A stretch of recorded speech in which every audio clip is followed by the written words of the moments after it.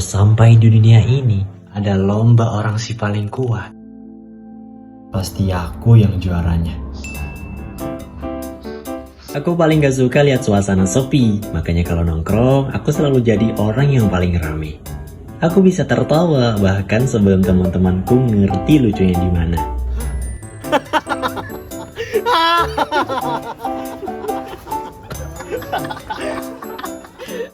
Si paling yang kedua adalah ngerjain tugas kelompok walau sendirian, banyak bergerak padahal banyak anggota, harus cepat respon dan harus ngasih solusi jika ada yang bingung. Tapi pelan-pelan aku mulai merasa ada yang berbeda, bukan di sekitarku, tapi di dalam diriku sendiri. Semua yang terlihat kuat ini ternyata menyimpan banyak capek yang tak pernah aku tunjukkan. Dan di momen itu, aku kembali teringat suasana yang dulu terasa ringan. Tawa, canda, ramai. Tapi perlahan senyum itu mulai tidak utuh lagi. Dan setelah semuanya selesai, aku pulang.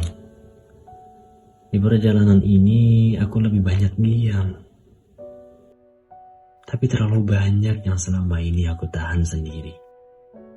Dan baru di sini aku mulai mengerti. Kalau aku terlalu lama memaksa diri untuk tetap kuat.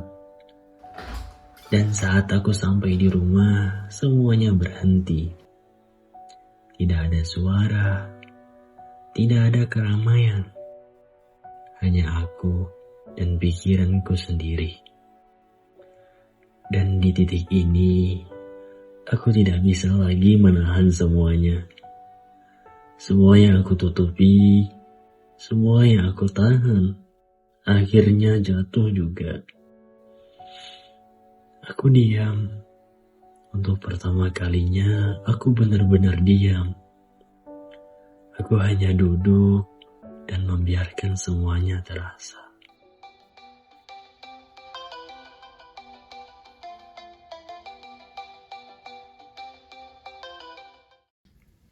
Halo.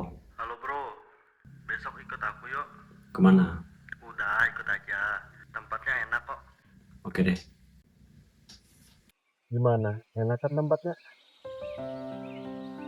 Oh iya, aku lihat akhir-akhir ini kamu sering ngelamun ya. Dulu aku lihat kamu lebih sering senyum, lebih sering ketawa. Kayak beda aja sekarang. Emangnya kenapa? Gak apa-apa kok.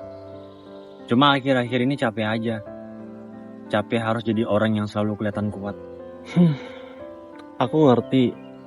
Kadang bukan masalahnya yang berat, tapi kita yang terlalu lama dipaksa kuat. Gak apa-apa kok kalau kamu gak harus baik-baik aja di depan semua orang. Gak apa-apa kalau kamu lagi lelah.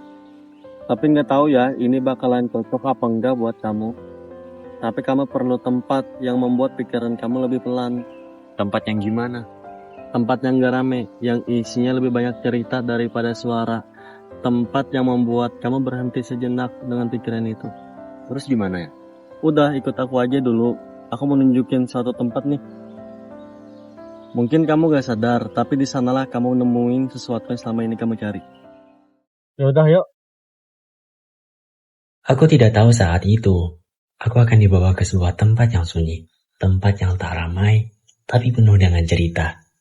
Dan ketika aku sampai di sana, aku mulai merasa tempat ini mungkin akan mengubah caraku melihat diriku sendiri.